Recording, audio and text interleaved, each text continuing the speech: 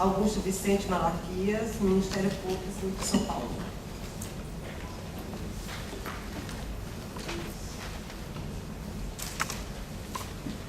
Bom dia. Bom dia a todos e a todas. O tempo é curto, então vou procurar ser o mais breve possível no que eu vou apresentar. Inicialmente agradecer à professora Norma, ao professor André pelo convite para participar desse seminário, um pouco rápido, porque não estávamos assim, não estávamos conseguindo nos falar, né, professora? Mas felizmente conseguimos conversar e eu sempre que convidado eu não me furto a participar desses debates, principalmente até pelo que eu vi a tônica aqui, embora a minha área de atuação seja diversa, propriamente daquela que trata com o meio ambiente natural, eu trabalho mais na área de meio ambiente urbano, o meu cargo, como os senhores estão vendo aqui na tela, eu trabalho na área de habitação e urbanismo da cidade de São Paulo, então eu estou no Ministério Público Estadual, mas acredito que o foco do debate, que até foi trazido até pelo doutor Akira também e pelos antecessores, ele pode ser trabalhado também, o debate ele está nas áreas urbanas, está fora também das áreas urbanas, que me parece principalmente a democratização da informação. A gente tem percebido aqui que comunidades afetadas por grandes obras ou por empreendimentos, elas não têm recebido o espaço adequado de participação nessa espaço adequado de participação pelos órgãos que comandam o país, pelos órgãos, pelos poderes constituídos, e daí a preocupação maior nossa. Como o tema que me foi pedido, em especial o termo de ajustamento de conduta, eu vou pedir licença até para me antecipar em muita coisa para poder tratar sobre esse tema. Bom, inicialmente eu começo aqui com o perfil do Ministério Público, que foi tratado na Constituição de 88, que deixa de se subordinar ao Poder Executivo, passa a ser um órgão estatal autônomo. Por esse motivo, que então o Ministério Público assume um papel importantíssimo na democratização do país. Isso a gente vai ver um pouco mais à frente, quando eu vou até pedir licença para os senhores, porque eu gostaria assim, de ser extremamente prático, até porque, com relação à parte até doutrinária, os meus antecessores já trouxeram um arcabouço jurídico extremamente sofisticado, e que realmente ele consegue abarcar bem a matéria do foco que está sendo tratado. Eu gostaria de trazer, inclusive, um caso prático mesmo, ou seja, o que nós devemos fazer, o que, principalmente com relação a ouvir aquele que diretamente está sendo, digamos assim, violado, vilipendiado no seu direito, diante, por exemplo, como tratou aqui o professor Célio, de uma obra pública relacionada a uma hidrelétrica, ou as comunidades indígenas, comunidades tradicionais. E eu vou trazer, então, tentar trazer esse debate para a área urbana. Então, aqui trazendo esse conceito sobre o perfil do Ministério Público na Constituição, e que deu a ele, então, a legitimação para ele, então, intervir essas ações civis públicas, que sempre nós, estou falando aqui para um público que me parece que não é só jurídico, né? Me parece que também há uma interdisciplinaridade aqui. Então, por isso até, talvez para aqueles para os bacharéis que estão na área do direito, talvez seja um pouco repetitivo. Com a possibilidade da instauração do inquérito civil, principalmente para dirimir esses conflitos altamente litigiosos. Esse conflito que nós estamos tratando aqui, eu trago para as áreas urbanas. Então, o que nós defendemos aqui, no caso lá do Ministério Público, da área específica que nós trabalhamos, é a ordem urbanística, em especial a aplicação do plano diretor e os instrumentos que o plano diretor traz. E dentre esses instrumentos, um dos mais importantes são justamente as audiências públicas, que não é, digamos assim, muito trabalhado pelos interessados, em especial pelo Poder Legislativo. Eu trouxe um caso concreto onde nós trabalhamos com investigações de ocupações em áreas de risco na cidade de São Paulo, e esse problema eu achei até interessante, eu volto sempre que é oportuno trato desse tema, porque é interessante que mesmo aqui em Belo Horizonte nós vamos ver, a pergunta que se faz é por que justamente estas áreas mais frágeis que são ocupadas por essa população mais carente. É uma pergunta que a gente tem que se fazer, ou seja, é aquilo que me parece, o professor Jean já disse isso lá atrás, começou lá atrás, ou seja, me parece que ao longo da história, essa população foi sempre empurrada para estas áreas. Então começava, como se diz lá atrás, os titulares, os donos da terra, e houve, como se diz, essa evasão do campo, e essa evasão do campo veio para a cidade. Na cidade essas populações não tinham espaço e elas ocupavam essas áreas ambientalmente mais frágeis. No caso dessas ocupações de áreas de risco na cidade de São Paulo, nós instauramos vários inquéritos civis. Por quê? Porque nós havíamos um conflito muito forte entre você defender a população que ocupa a área própria e, ao mesmo tempo, uma resistência dessa população em sair, porque eles não tinham outra opção. E é o que eu vejo, me parece, nos exemplos que foram dados aqui para essas comunidades indígenas. Ou seja, a opção que o Poder Executivo dá é uma só. Olha, vai ser executada uma obra e vocês não há opção, vocês terão que sair. Não há o debate, não há uma conscientização. Isso, eu acho que isso é o que mais dificulta o diálogo entre o poder constituído, o poder que manda, e os comandados. Fica muito difícil, porque não se abre espaço para esses diálogos.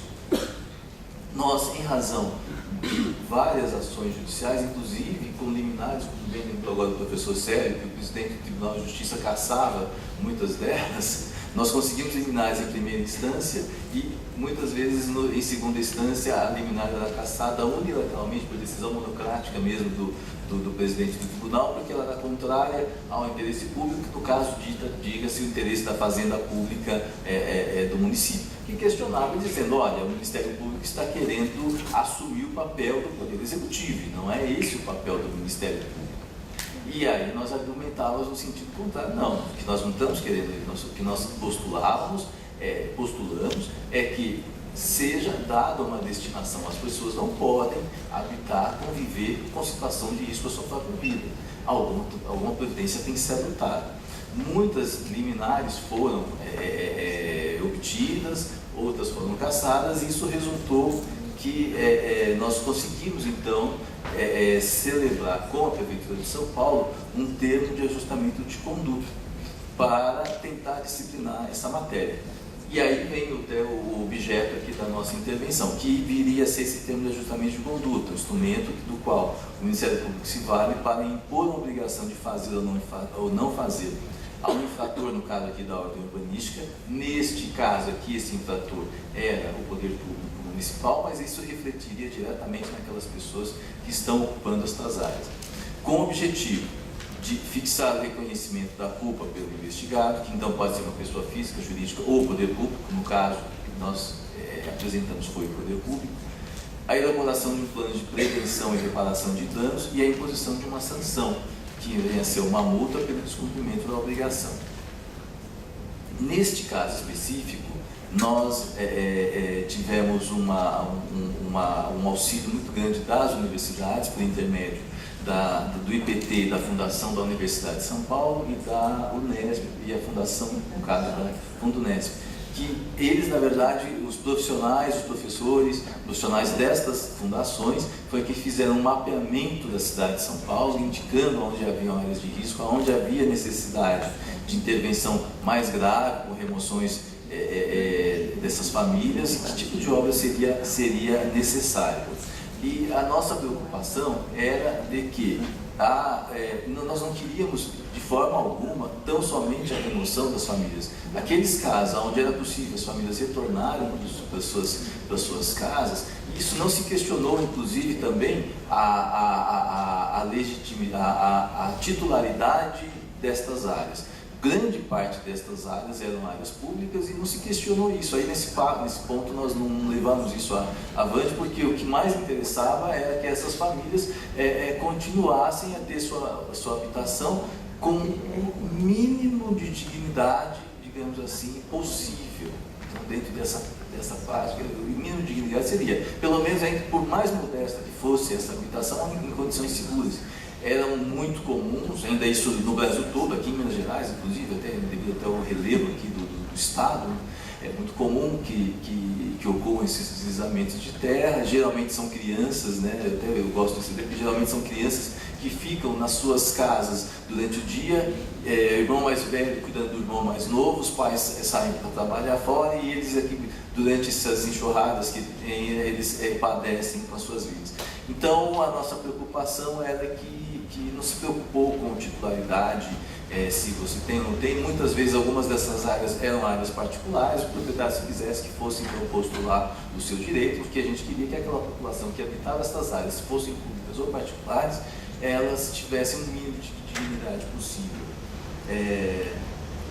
E essas reuniões levaram a um termo de ajustamento de conduta que foi assinado com a prefeita Marta Suplicy, homologado pelo Conselho Superior do Ministério Público, aonde se previam cláusulas específicas de que obras deveriam ser feitas, de que forma essas famílias deveriam ser atendidas, de que forma esse mapeamento ia ser sempre atualizado, para que é uma situação que ela não se exaure naquele momento, ou seja, novas áreas são ocupadas, a carência por habitação nos centros urbanos é muito grande. A procura, a ocupação irregular ocorre mesmo. Na área rural você tem o problema do não retrocesso, mas na área urbana retroage a lei para prejudicar justamente essas famílias. Então, justamente o que é mais interessante, olha, são aqueles pareceres dizendo, olha, não podemos manter esse tipo de ocupação, mas se as pessoas ocupam aquelas áreas é justamente porque elas não têm opção, não é por opção, mas é por falta de opção. Então, a nossa preocupação no Ministério Público foi de que forma se dá o mínimo de dignidade para estas famílias. As principais cláusulas do TAC eram, como foi mencionado, no relatório da situação atual de risco, identificação e cartografia das áreas. A Prefeitura e o Ministério Público se comprometiam à impedição conjunta, porque nós tínhamos várias ações em andamento, nós iríamos suspender o andamento das ações desde que eles assinassem o termo de ajustamento. E os inquéritos civis em andamento seriam sempre revistos com a possibilidade de se propor novas ações civis públicas, sempre na intenção de verificar se havia ocupações irregulares, se a Prefeitura estava sendo omissa no seu dever de fiscalizar essas áreas e acionar via Poder Judiciário. Várias decisões judiciais foram em razão destas. A Prefeitura, apesar de ter concordado com a celebração desse TAC, ela não concordou com esse mapeamento que foi exigido, porque essa cláusula do mapeamento praticamente determinava que a Prefeitura engessava inclusive as próximas administrações, porque eles teriam que fazer esse mapeamento e nos apresentar esse mapeamento, e se vocês não tomassem nenhuma providência, nós iríamos acionar. E em razão disso foram propostas medidas, ações judiciais, e em grande parte delas, pelo menos aqui, essas aqui, o que eu consegui da pesquisa, elas foram favoráveis ao Ministério Público, e em algumas delas, inclusive, impondo medidas da Lei de Improbidade Administrativa contra o prefeito que não cumpria a legislação de uso e ocupação do solo urbano. Antes disso, eu queria ter uma outra licença aqui para apresentar, que eu gosto muito de apresentar, que justamente são os slides que ilustra bem o porquê dessas ocupações, o porquê dessas ocupações. É um caso concreto, onde inclusive esses termos de ajustamento de conduta fizeram parte. Aqui no caso foi uma ação civil pública, mas ela já tramitava quando o TAC foi assinado. de uma área de ocupação ilegal, totalmente irregular. Isso aqui é uma ocupação, é uma região na divisa de São Paulo com Diadema. Então vocês vejam a situação que a população habitava. Nestas áreas, inclusive, houve alguns deslizamentos com vítimas crianças. Essa aí é uma das nossas preocupações. Isso em termos de São Paulo, é Brasil. Todo o país ocorre esse tipo de problema. E o que eu fui procurado aqui nesse caso foi interessante. Fui procurado por uma comunidade de moradores locais que se diziam, então, os representantes dessa população, e eles sabiam que havia um inquérito civil no Ministério Público para investigar essa ocupação em áreas de risco, e de fato o que eles temiam era a retirada, né, a forçada desses locais. E aí o problema, o conflito maior que nós enxergamos era de que forma ou a população continua em condições subhumanas, nós poderíamos concordar em manter essa população nessas condições subhumanas, ou o único remédio seria retirar essa população daqui, e se for retirar para onde? Se a população, e aí é o exemplo daquelas comunidades tradicionais, aqui eles têm a sua vida, então aqui é onde estão as escolas, onde estão as creches, onde está a família, vem um núcleo familiar, os demais núcleos familiares também se acorrem, então olha, pai, mãe, filhos, os avós, todo mundo é uma comunidade que está ali, como se diz, implicada. E você separar isso numa medida judicial é algo também muito preocupante e muito... Nós ficamos muito em conflito nesse tipo de trabalho. Aí vem a tônica que eu comecei lá atrás, que me parece que acho que é o cerne desse seminário. É você ouvir a população. Isso é importantíssimo, é algo que o Ministério Público, acredito o colega do Ministério Público Federal, é importantíssimo, que até anotando aqui o professor Célio disse, acesso à justiça. Enquanto promotor de justiça, me colocar à disposição, meu dever me colocar à disposição dessa população menos favorecida para que eles tenham acesso à justiça. Né? Eu gosto de repetir uma frase da professora Emília Maricá, que ela fala assim: não adianta nada você falar se ninguém te ouve. Então, é justamente o que acontece com essa população. Eles falam, mas ninguém os ouve.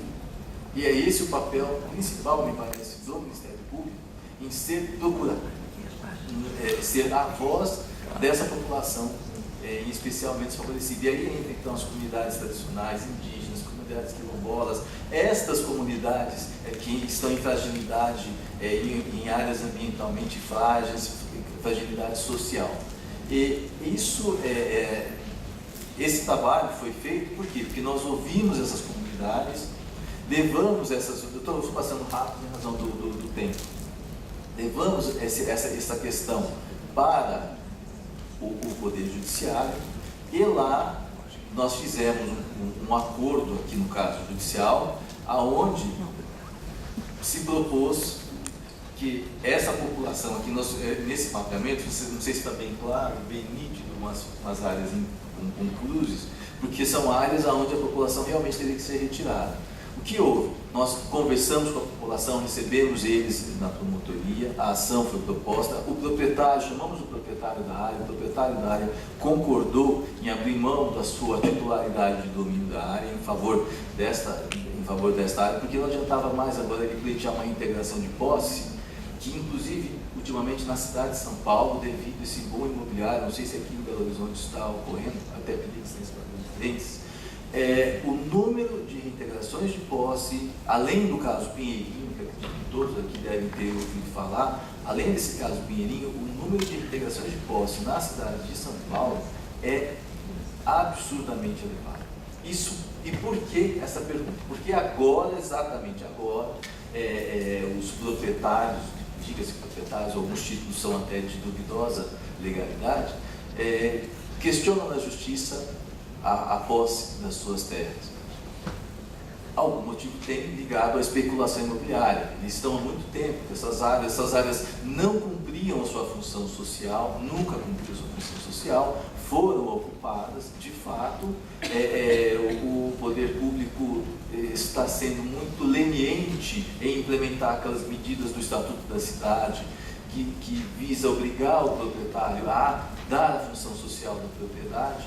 Isso tudo tem feito com que as populações ocupam, porque elas não têm onde morar, o espaço que é dado a elas, onde elas têm maiores oportunidades de trabalho, de condições de vida, é nas cidades. A população, pelo que está sendo expulsa das áreas rurais, elas voltam para a cidade. Chegam na cidade, elas não têm. Nós temos a seguinte situação: nós temos um sanduíche. Elas não têm espaço mais nas áreas rurais, mas também não têm espaço nas áreas urbanas. Esse é um grande questionamento que eu queria trazer aqui para esse seminário, do debate. Isso está sendo, isso é nítido que essa situação está ocorrendo. E neste caso concreto, nós conseguimos, não sei se vocês veem aqui do lado, no alto à esquerda, que as populações que seriam retiradas da área fossem levadas para um conjunto habitacional. Aqui já é bem na divisa de São Paulo e Diadema. Esse conjunto habitacional fica no município de Diadema. Por quê? Porque ainda assim eles estavam perto do seu núcleo social, ou seja, eles continuavam, as crianças não seriam prejudicadas na sua escola, as famílias não seriam desagregadas. Foi uma forma que nós encontramos. Aquelas famílias onde seria necessário a utilização, seria possível a execução de uma obra pública e eles poderiam voltar para as suas casas, para as suas residências. Foi feito dessa forma, inclusive foi objeto da ação. A ação está tramitando até hoje, mas o que mais me interessava era a solução do conflito, ou seja, aqueles que não tinham opção de moradia, nós buscamos dar uma opção para eles. Tá? O governo, esta ação envolvia o Ministério Público, Prefeitura de São Paulo, o Governo do Estado de São Paulo e parte destas áreas aqui são áreas particulares também, então os proprietários, uma família, por sinal, vejam bem que grande parte destas áreas pertencia a uma única família. Família Camargo, tá? Então aí nós verificamos que o problema também do acesso, né, à moradia, ele está muito concentrado. Quer dizer, uma pessoa, uma família só detém isso aqui. Isso, não sei se no slide dá para ter a noção do tamanho que é isso. É muita terra, então uma família só.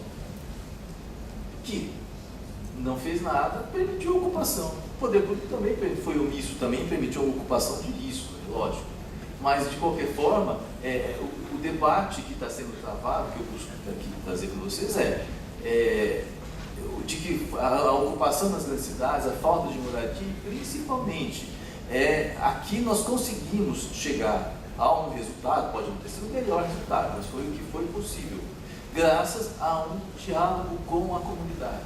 As famílias, os representantes da comunidade nos procuraram, nós conversamos com eles, eles concordaram, as famílias se mutuamente auxiliaram, aqueles que não tinham aonde morar, foram morar na casa de amigos, na casa de parentes, mas esse núcleo se manteve, o núcleo da parte do núcleo social se manteve.